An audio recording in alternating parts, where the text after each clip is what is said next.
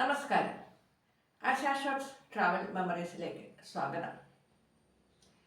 ഇന്നലെയായിരുന്നു മലയാളത്തിൻ്റെ മഹാനടനായ മോഹൻലാലിന് ദാദാ സാഹിബ് ഫാൽക്കെ അവാർഡ് ലഭിച്ചു.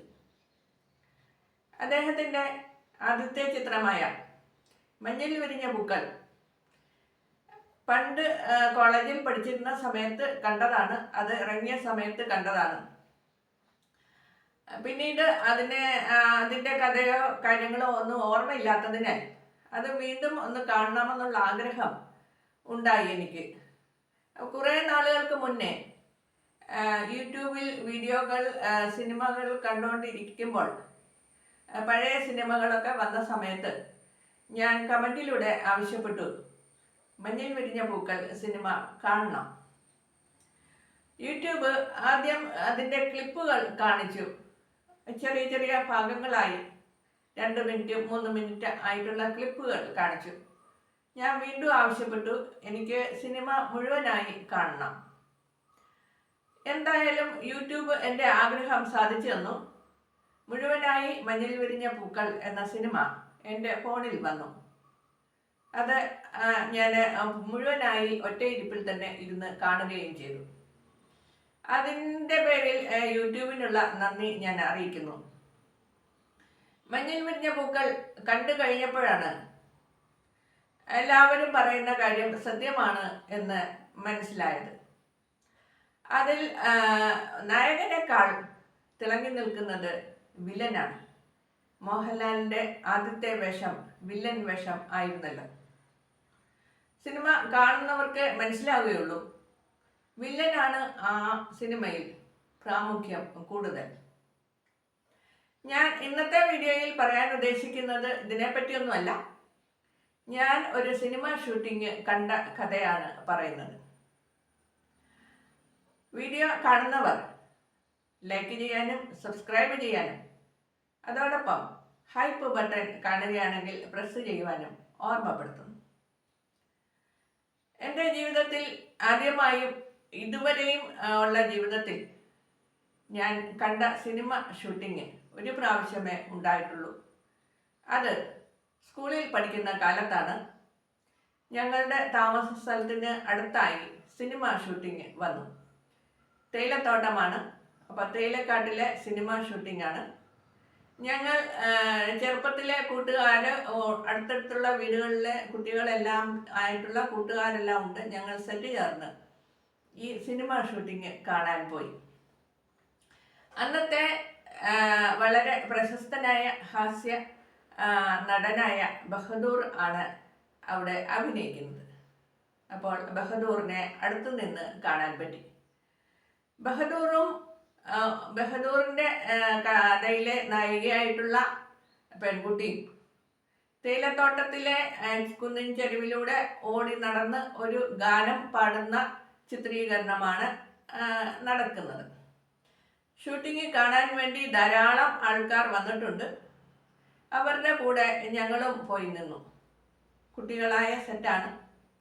ബഹദൂറിനെ തൊട്ടടുക്കൽ കാണാവുന്ന വിധത്തിലാണ് പോയി നിൽക്കുക. ബഹദൂർ ഇടയ്ക്കിടയ്ക്ക് കൂടെ നിൽക്കുന്ന ആൾക്കാരെയൊക്കെയും നോക്കി ചിരിക്കാറുമുണ്ട്.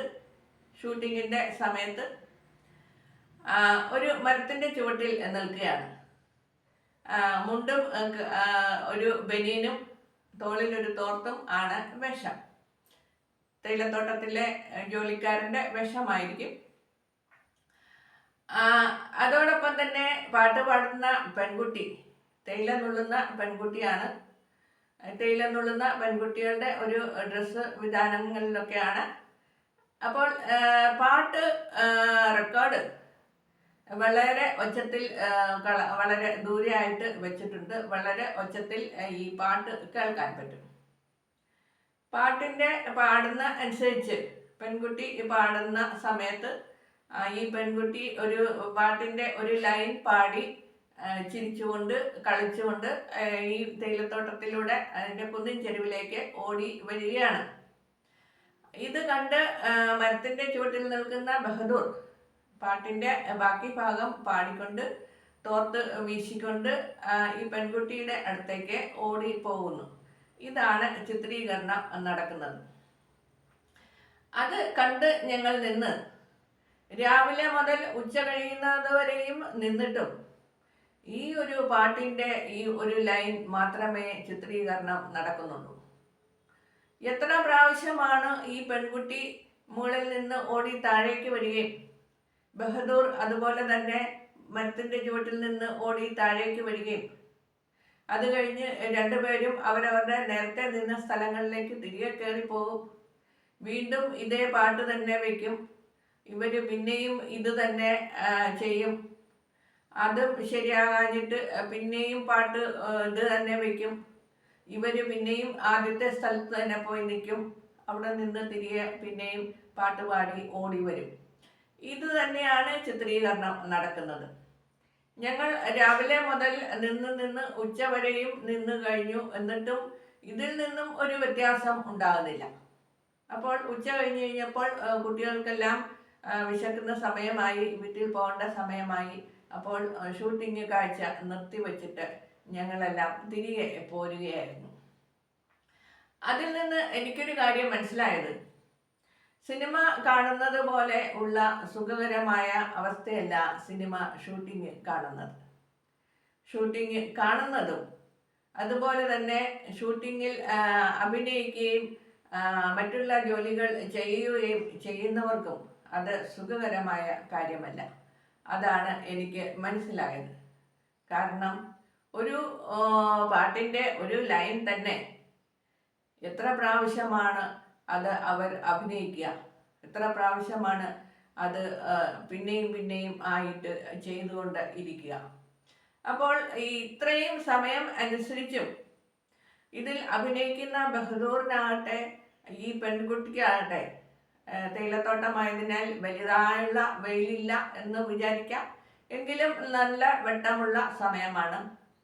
അപ്പോൾ ഇവർക്ക് ഒരു തരത്തിലുള്ള ക്ഷീണവും മുഖത്താട്ടെ എക്സ്പ്രഷനിലാട്ടെ കാണിക്കാനും പറ്റില്ല. കാരണം ഇവർ ആണല്ലോ പാട്ടുപാടി ചിരിച്ച് കളിച്ച് പാട്ടുപാടി അഭിനയിക്കേണ്ട സീനാണല്ലോ അത്. അപ്പോൾ അതിൽ ദേഷ്യപ്പെടുകയോ എന്തും കാണിക്കാനും പറ്റില്ല. അത്രയധികം ആൾക്കൂട്ടം കൂടെ നിൽക്കുന്നു, കാണാൻ നിൽക്കുന്നു. അവരെയും ശ്രദ്ധിക്കണം. ഇടയ്ക്ക് അവരെ നോക്കി ചിരിക്കുക ചെയ്യുന്നുണ്ട് ബഹദൂർ. കാരണം ബഹദൂറിനെ കാണാനാണ് ഈ ആൾക്കാരെല്ലാം നിൽക്കുന്നത്. തിരശ്ശീലയിൽ മാത്രം കണ്ട് ശീലിച്ച നടന്മാരെയും നടികളെയും അടുത്ത് നേരിൽ കാണുന്ന ഒരു സന്തോഷം പൊതുജനത്തിന് ഉണ്ടാകും. അപ്പോൾ അവരെയും സന്തോഷിപ്പിക്കണം. അവരുടെ മുന്നിലും ദേഷ്യപ്പെട്ട ഒരു മുഖഭാവവുമായി ഇവർക്ക് നിൽക്കാൻ സാധിക്കില്ല. അപ്പോൾ പറഞ്ഞു വന്നത്, ഷൂട്ടിംഗ് എന്ന് പറയുന്നത് അവരുടെ ജോലിയാണ്. അവർക്ക് അതിന് ശമ്പളം കിട്ടുന്നുണ്ട്. എങ്കിൽ തന്നെയും സിനിമ തിയേറ്ററിലോ അല്ലെങ്കിൽ കയ്യിലിരിക്കുന്ന ഫോണിലോ ഇരുന്ന് കാണുന്ന അത്ര സുഖകരമായ അവസ്ഥയല്ല എന്ന് എനിക്ക് മനസ്സിലായി. അതുപോലെ തന്നെയാണ് ഇപ്പോൾ വീട്ടമ്മമാരടക്കം സോഷ്യൽ മീഡിയ വന്നതോടുകൂടി എല്ലാ ജനങ്ങളും യൂട്യൂബ് വീഡിയോ ആകട്ടെ ഫേസ്ബുക്കിൽ വീഡിയോ ആകട്ടെ എപ്പോഴും ചെയ്തുകൊണ്ടിരിക്കുന്നു. ഒരു വീഡിയോ ഉണ്ടാക്കുക എന്ന് പറയുന്നത് ഇതിന് മാത്രം സന്നാഹങ്ങൾ, സിനിമാ ചിത്രീകരണം പോലെയുള്ള സന്നാഹങ്ങളൊന്നും ഇല്ല എങ്കിൽ തന്നെയും അതിൻ്റെതായിട്ടുള്ള ഒരുവിധമൊക്കെ കാര്യങ്ങളൊക്കെ ഇവിടെയും നമ്മൾ ചെയ്യുന്നുണ്ട്.